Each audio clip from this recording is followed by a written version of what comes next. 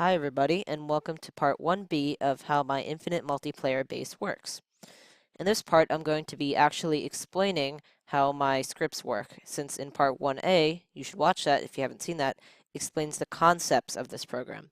So part 1A explains the concepts, and this part 1B, is going to explain how I executed these concepts.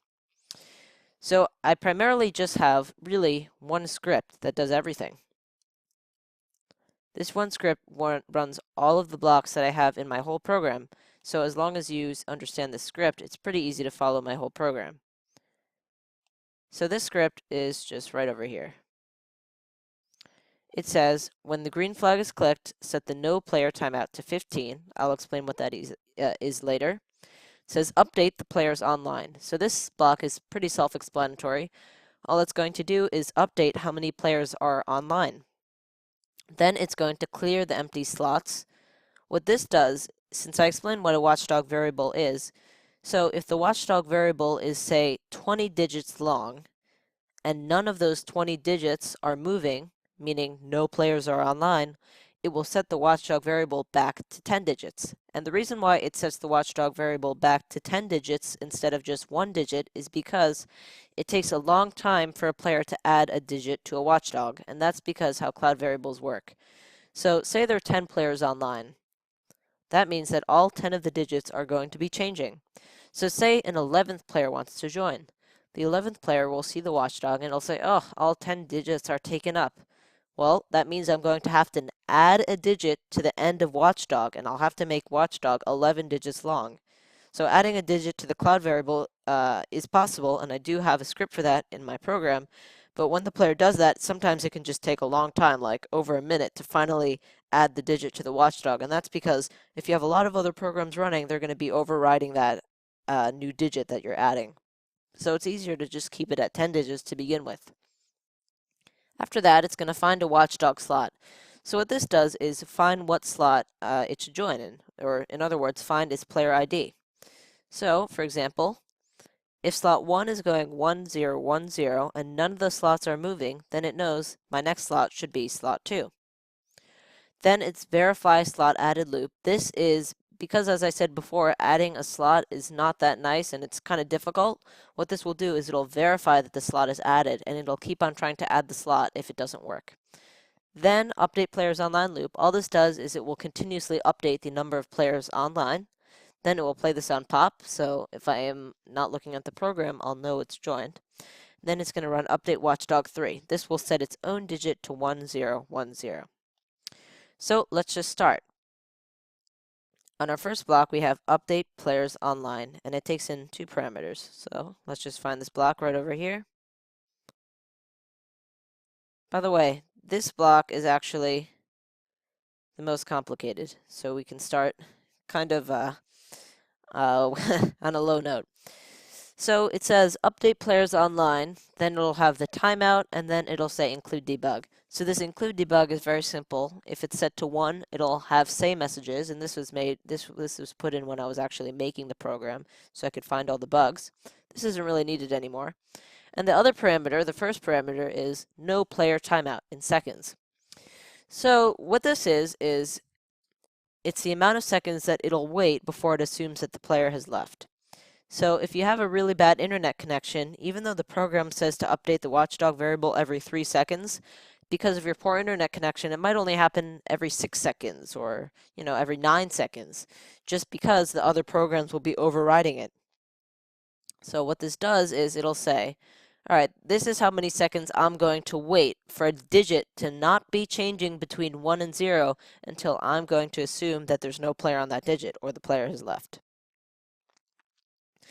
Okay, so the next thing is set network manager : players online temp. I just have this prefix so it's easier to follow to see if the variable is local or global or belongs to a certain person, and this also makes it alphabetized over here so it's easier to find a variable. Anyway, so it's going to set the players online temp to 0, and it's going to set the online counter global to 1. So this first variable is just players online temp. This is just the players online variable, but I've made a temporary variable for it, so I don't so I don't have to set the full players online variable, because the way I do it is I set it at 0 and I keep on changing it by 1 every time a new player has joined. So I don't want to do that because that would mess up a lot of other scripts. So I set a temp variable to 0 and I changed the temp variable by 1, and I set the real variable to the temp variable at the end once it's finished searching through all the digits. I hope that makes sense. Okay, so the next thing that it does is it runs this other block. It's empty slots to unused slots. Then use slots to global unused slots. So let's just go over to these blocks. And they're pretty simple. So empty slots to unused slots. Let's just find it. And here it is. All this is doing is cloning a list. It's just setting one list to another. So it's going to set the empty slots list to the unused slots list. And if you want to look at this code, I can explain it briefly, but it's pretty simple. And if you're watching this video, I'm assuming that you can understand this. So first, it'll delete all of the global unused slots. It'll set a count to 1. Then it'll just change the count by 1 and add item empty slots count of empty slots to global unused slots. So this will just go through every item of empty slots and it will add it to global unused slots. Okay, so the next thing that happens is it says use slots to global unused slots. So this is a little bit roundabout. Looking back, it might be easier just to say empty slots to global use slots. But this program is fairly complicated. There's probably some reason I didn't do that, or maybe I was just not thinking clearly at the time. Anyway, so I have this delete. So I delete all 4 of these lists. Then I set my network manager players online individual done, a little long name, to length of watchdog. So this this variable, I'll explain more later. Let's not worry about this for the time being. So then I said repeat until network manager online counter global is greater than the length of watchdog. So this is basically just a counter variable. And then the reason why I say length of watchdog is because I want this repeat until to repeat the amount of digits that watchdog is, because I want, in order to update the players online, I have to look through every single digit individually to see if it's changing. Now, the original way that I did this program was to see if it was to use I used a repeat until, and I just went through each digit one by one. So first I went through the first digit. I said, is this first digit going 1010? Yes? Okay, a player's online. Then I went to the second digit. Then I went to the third. But since I had to wait 10 seconds or 30 seconds, however many, to make sure that a player was not online, this took a really long time. So I said, maybe I should just use clones. So I'll create a bunch of clones, and all the clones will run it at the same time. Problem solved. This actually worked a lot better than I thought it would. I thought that I'd never be able to get this to work, but surprisingly it worked on like the second or third try. So I have this thing called a temp timer list. This temp timer list exists because I need to make sure that I only check for 30 seconds or whatever the timeout is. Then I also have a temp watchdog 2 list. This temp watchdog 2 list might be empty, might not. No, it just has all thing in it. So this will all make sense once we get to the create clone block. All right, I said proceed to 0. Actually, this is not really needed anymore. This is when I was doing things a different way, but it looks like I kept it. All right, I said online counter global to change online counter global by 1. This is just my normal counter variable. Then I also said wait until proceed equals 1. Oh, I know what this is. This is just to make sure that it will not proceed the repeat until the clone has actually been created. Finally, I say wait until this variable is the one that I talked about right up here, the one that I said not to worry about. And sorry, wrong tool. The one that I said not to worry about, this one right over here. Okay, I'm having some trouble drawing. The one that I said not to worry about, this one, they're the same variable, and I just have a wait until it's equal to 1. So now let's actually go into the create clone. There's only one clone in all of this network, so if you try and scroll over there. Okay, here it is. So basically, it sets or variables in a clone. If a variable is a local variable, in other words, if it's only for this sprite, it's going to be only for this clone as well. So I set this variable called online counter private to network manager online counter global -1. So basically, it's having each clone has its own ID in a sense, because each clone has to look at a certain digit of the watchdog variable. So it sets it to -1 just because the counter is 1 too high, so I just subtract 1. Then it sets proceed to 1. So if proceed is 1, then it says wait until proceed is 1. Then it's going to do it again and create a clone again. Okay, let's go back. Then it's going to replace online counter private of temp watchdog toList with watchdog, so the full watchdog variable.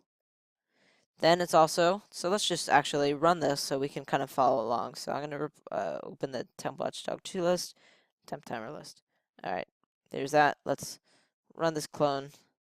In fact, instead of running this clone, let's run the whole sequence. Update players online. We're going to say 1, 0.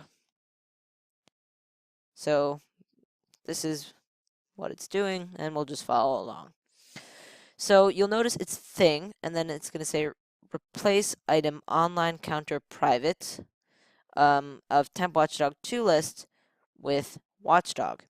The reason why I don't think we're seeing anything is because local variables are local for the clone too, and there's no way to see that unless you have like a say block. You can't just show the list or the variable and have it be what the clone's version is. All right, then I have this massive wait until statement. All this wait until is doing is basically saying wait until my assigned digit of the watchdog variable has changed, or my assigned digit of the watchdog variable has not changed and it's been the timeout, 30 seconds. So it's going to wait, has this gone 30 seconds without changing, or has this changed?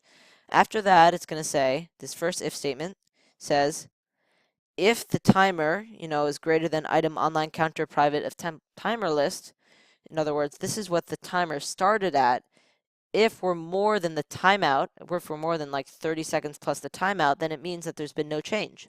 So it's going to say no player in slot, whatever my designated slot is. It's also going to add that slot to that empty slots list that I showed in the last tutorial video. Okay, else it means that there must be a player in that slot. So it's going to add that player to use slots, as long as that as long as that player is not my own local player. So that'll guarantee that it'll only add players that are not themselves. That way this cloud player doesn't create a clone of themselves. And I'll explain that probably in the third tutorial video or more. Okay, so I realize I didn't do the best job at explaining this. It's kind of difficult to explain such a complicated program, so my best advice is to watch through the video. I'll scroll through it very quickly so you can pause and just kind of try and analyze the scripts yourselves. But the best I can do is each clone is scanning one individual watchdog digit, and all of them are doing it at the same time. So I'll scroll through very quickly so you can see what this whole wait until statement is. And you can pause the video and try and do it, or you can actually just go into Scratch and look at the program yourself.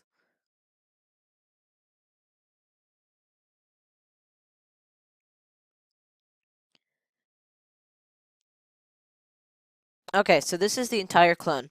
Now we're going to go back. Oh, yeah, sorry. One last thing that I forgot to mention. Then it's going to change Network Manager players online individual done by -1. So you'll notice that back here, player online individual 1 starts at the length of watchdog. But since I'm creating as many clones as the length of watchdog, every time a clone is finished scanning, this variable is going to go down by -1. So once it's 0, it means that all the clones have finished scanning their individual digit. And then it's going to set the real global players online to the temp, as I said before, because you'll notice that over here I set the temp to 0. I set the temp to 0. I don't set the actual 1 to 0. And then finally, I set my global players online to whatever the temp was, because I don't want to directly set the global players online. And if you look into my clone into my clone script, you'll notice here I say I don't change players online by 1. I change players online temp by 1, because I don't want to reset the total players online to 0 and then manually change it by 1 every time. Okay, so if you can believe it or not, all of that was just the first block. The next block is to clear the empty slots, so this is not nearly as complicated. Hopefully not. So here's the clear empty slots. So all this is going to do is if the length of empty slots, so let's just pull up empty slots, delete that, and then pull up empty slots. So if empty slots is equal to the length of Watchdog, in other words, if every single Watchdog slot is empty, then it means that there has to be 0 players online. It's going to reset Watchdog, so it's going to set Watchdog back to 10 digits. And as I said before, it could set Watchdog to 1 digit, but then it makes it difficult for new players to join. Then I have this position thing. I added this after the fact, after I actually added a position component to the program. But all this position is doing is, I'll explain this more in the next video, but each position, each player has 8 digits to itself in the position variable. Each player has 1 digit of the Watchdog variable to themselves, but they have 8 digits of the position variable to themselves, because the first digit is the x, negative or positive, is the second digit is x1, the third digit is x2, the fourth digit is x3, the fifth digit is the y, negative or positive, and the sixth digit is y1, seventh digit is y2, and the third digit is y3. I'll explain that. Definitely I'll explain that more in the next video when I talk about the position manager, which is a whole another set of scripts as its own, which, I might say, no, I definitely say it's more complicated than this network manager, so it's going to take a while to explain all of these. It's also going to take a while to understand because these are pretty complicated. I don't even fully understand what I wrote. If I look back at this maybe 2 years later, I'll probably have no idea what this means. I'll have to watch this video. Anyway, so that's all that the empty slots is doing. Otherwise, it's going to say if global network debug mode is 1, and this is in the else statement, then it's going to say unable to clear the slots. So if the length of empty slots is not equal to the length of Watchdog, then it means that there's a player online, so it can't clear the empty slots. Next, it's going to try and find its own Watchdog slot. So let's find Watchdog slot. Where are you? There it is. So this one is not too complicated. So it's going to say if the length of empty slots is greater than 0, then it's going to join the Watchdog via an unused slot. In other words, this is what it's doing most of the time. Because if there's an empty slot and no players taking that slot, then it'll just join that slot. So then it's going to set the Watchdog slot to item number 1 of empty slot. So it's going to set your own Watchdog slot to the first available empty slot. Otherwise, then it means that there's not an empty slot that it can take. So it's going to have to add its own slot. So this is what it's going to do. It's going to say joining Watchdog via adding slot. It's going to change the global players online by 1, no matter what, because it means, oh, all right, there's a new player online, I'm joining. It's going to set the Watchdog slot, my own Watchdog slot, this is the same as the game ID, by the way, to the length of Watchdog plus 1, because if there's no available slots in Watchdog, that means all of them are taken. And if all of them are taken and I'm joining, then it means that my player ID is going to be the length of all the the length of the Watchdog. The length of the Watchdog will be equivalent to the numbers of players online since they're all taken. And I'll add 1 to it, and that's going to be my own player ID. Okay, so now it's going to set Watchdog to join Watchdog with 0. That's how you add the extra digit on. And it's going to do the same with position, except it's going to add an extra 8 digits onto position. This repeat down here is all something added after the fact.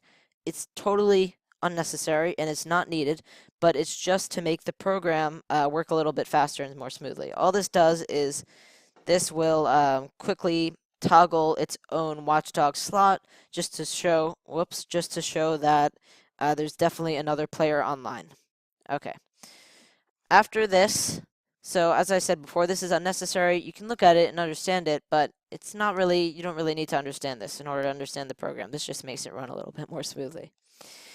All right, after this find Watchdog slot, it's going to broadcast verify slot added loop. I'm not going to go into this into detail. It's not needed. All that's going to do is verify that the slot has been added. In other words, it's just going to say, okay, is Watchdog 1 more digit than it was before? If it is, then it means it's a success. But if another program has overridden that Watchdog and set it back to 0, then it means it's a failure. And now I think is a good time to explain, why do I have to have all these checks with cloud variables?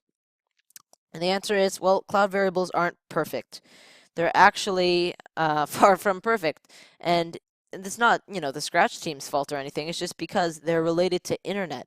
And if your internet connection isn't if your internet connection is not quick, then there's no way that cloud variables can be as reliable as just, a local normal variable. Because, for example, if you set a cloud variable to 3, but your internet connection is super slow, the Scratch might not realize that you've set the cloud variable to 3 until, another 30 seconds later. So, it doesn't help. So you have to make sure. Oh, yeah, and by then, if it takes 30 seconds to set a cloud variable to 3, another program might have set the cloud variable to 2. So by then, it's, totally useless. So you have to write your own scripts to verify that the cloud variables changes have worked. So then I do this update players online loop. So let's go find this. There it is. It's just going to run this forever loop, update players online. It's going to give the timeout, and then it's going to set it to false. And I already explained what update players online is, so I don't need to go through that again. Then it's going to play the sound pop, right? The pop sound. Then it's going to update Watchdog. So this is update Watchdog. Thankfully, it's pretty simple. All this is going to do, so first, update Watchdog. Since you're only running this once, then it means, okay, I've joined, I'm online. So it's going to change the global players online by 1. It's going to do this because at this point it knows that you've definitely joined the game. You've seen that there are either other players online or they're not other players online. So it knows that you've joined the game, so there's one additional player, that being you. So it's going to change players online by 1. Then it's going to run this forever loop. And the first thing I'll point out down here is that there's a wait. And this delay is just being, feeded right from here. So that, traces goes right there. And then this whole thing is getting powered, or supplied, I guess, from there. So that's my delay. So this 3 is going into delay, and delay is going into the other delay. So the reason why I do this is because I want to make it very easy to change the delay that the Watchdog has. And basically this was, again, something that I did in the beginning while I was experimenting with the program. So let's just look at this in more detail. So the first thing that I'm going to run is the Watchdog variable to the list. So let's just quickly show our Watchdog variable. And now let's show our Watchdog list. So if I just take this out of more blocks and I run Watchdog variable to list, that's what it does. It takes the variable and it turns it to a list.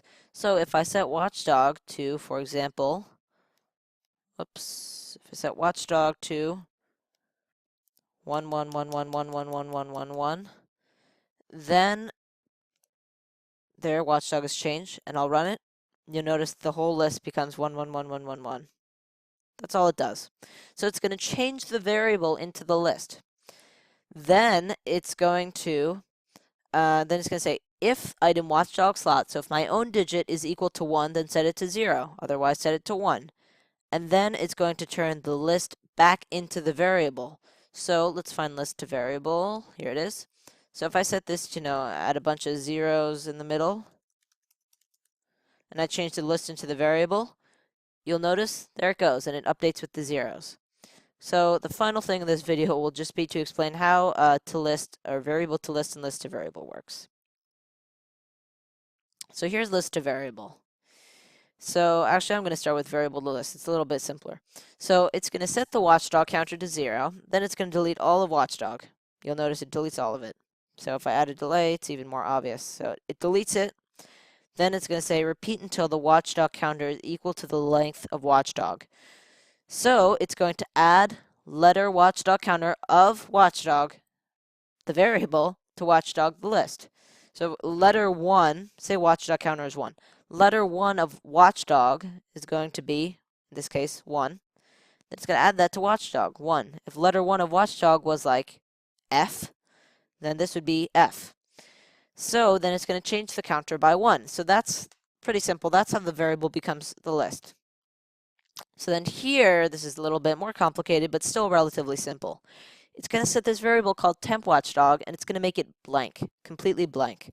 Then it's going to set a counter, the same thing, Watchdog counter to 1.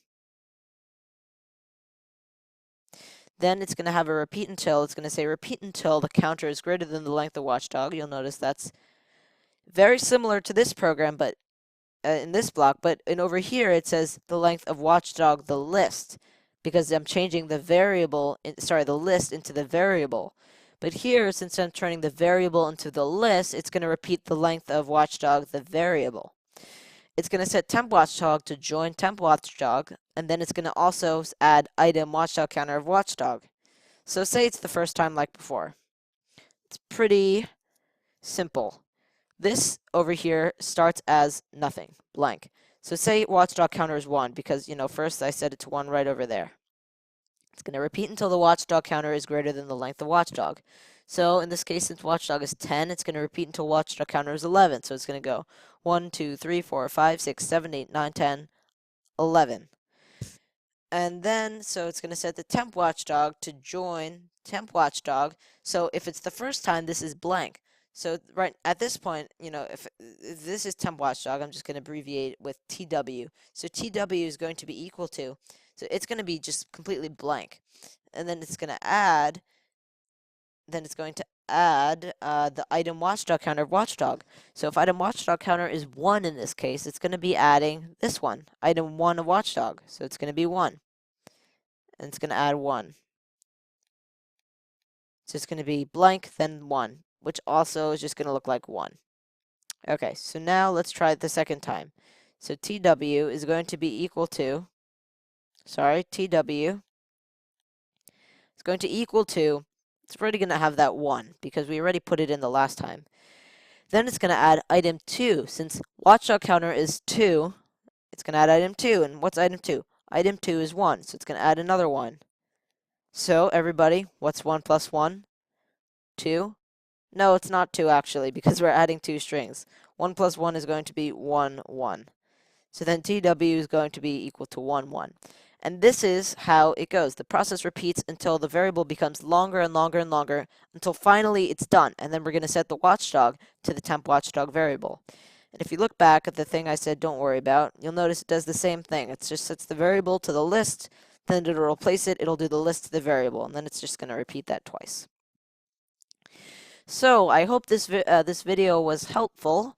If you don't understand it, what I like to think is the best, at least for me, the best way of figuring out a program is not necessarily by watching a video and watching somebody, recite how they did it. That definitely helps and it's a good supplement, but the best way to understand it is just to look at the program yourself and test it out yourself. There's really no better experience that you can get than, making a program, writing it yourself. And, this is why it's important to have an organized program and have organized variable names, because if you want to look, I was joking when I said before I wouldn't be able to understand it in 2 years, but, if I didn't have good variable names, then I really would not be able to understand it in 2 years.